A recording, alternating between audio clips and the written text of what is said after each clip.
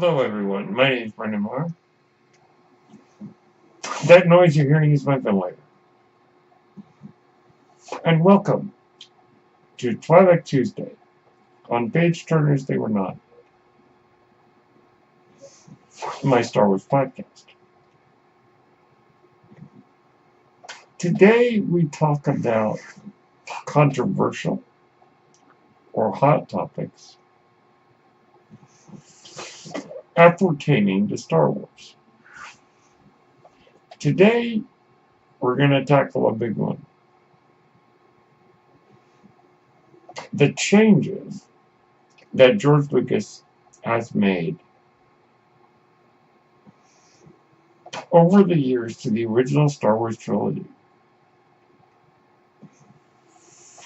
However, before you think I'm going to be here complaining about them till the cows come home,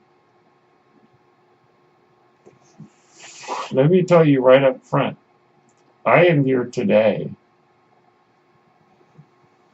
to talk about the changes that I do like. Now, before you say, oh my gosh, he's lost his mind, hear me out. I don't believe that all the changes that George Lucas has made have been to the detriment of the original trilogy.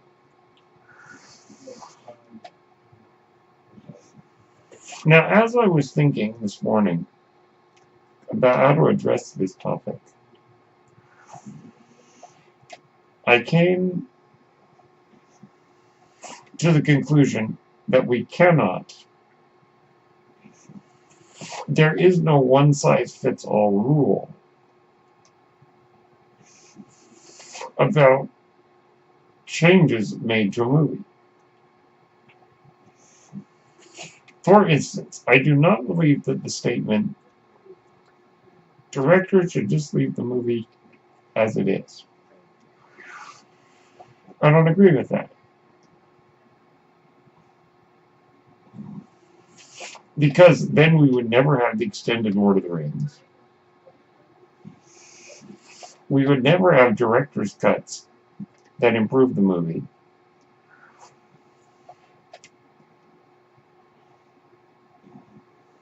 And we would never have movies where footage that was lost and recovered was put back in to positive effect.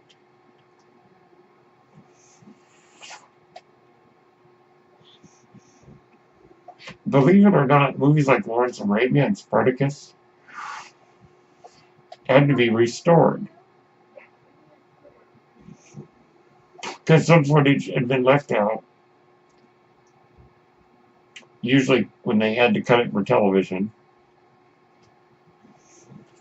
and some of it was lost and then found and restored. So, as we can plainly see, sometimes changes to a movie are a benefit. Blade Runner, for instance,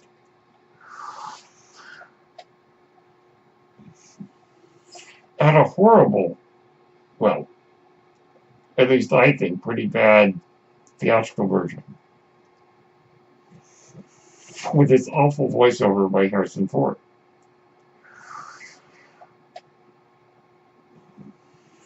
The changes made to that film over the years have improved it. Now, with Star Wars, I would say that overall,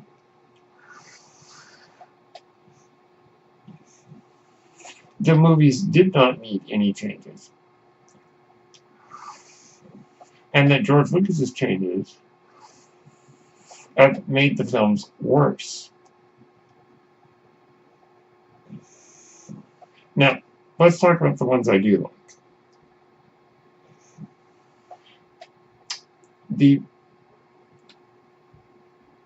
In the Battle of Yavin, we see that Luke's friend Biggs is one of the pilots. We know that Biggs was his friend because he mentions it in his breakfast conversation with Uncle Owen and Aunt Rue.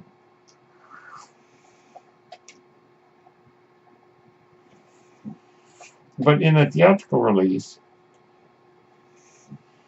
no real connection is established between Luke and Biggs during the Battle of Yavin. In the 1997 special edition release, a deleted scene featuring Luke and Biggs meeting up at the Yavin base was reinserted and therefore added another layer to the Battle of Yavin, especially when Biggs dies.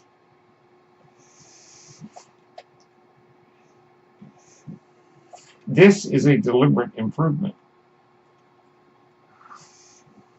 to the emotion of the scene. Because you may recall in the theatrical cut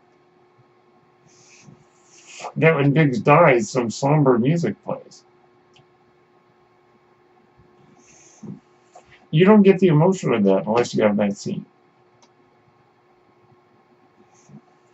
So that actually added something to the movie.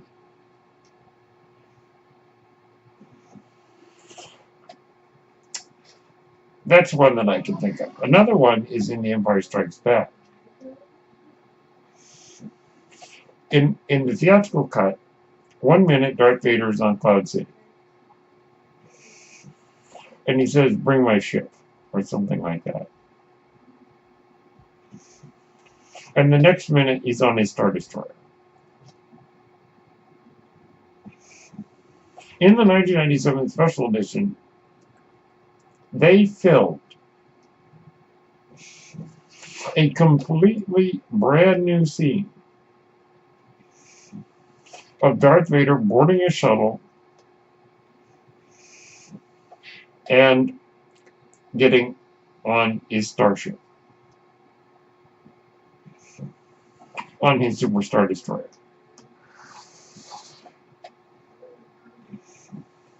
This is an improvement because it adds a missing part. Does it really add much to the movie? Not really. But it's a good scene that does not detract. Another scene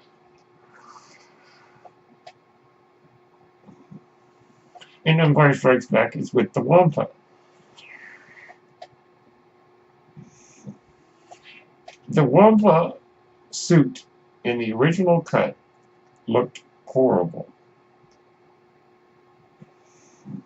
Or rather, I should say, if you watch behind the scenes footage, it looks horrible. So I can see why they used a less is more approach. Such as that ominous shot of the lower part of the Wampa's torso moving past the camera. In the 1997 special edition, we got to see the Wampa in its full form. And yet again, this is an improvement. Or adds rather than detracts. The Empire Strikes Back, for the most part, has been left alone over the years. Now, of course, in the 2004 DVD release, the hologram of the Emperor was replaced with Ian McDiarmid, the actor who originally played Palpatine.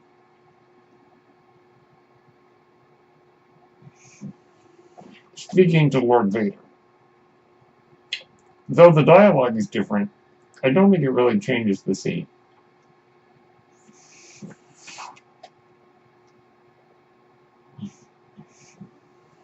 And there's so much more we could talk about with that particular scene alone.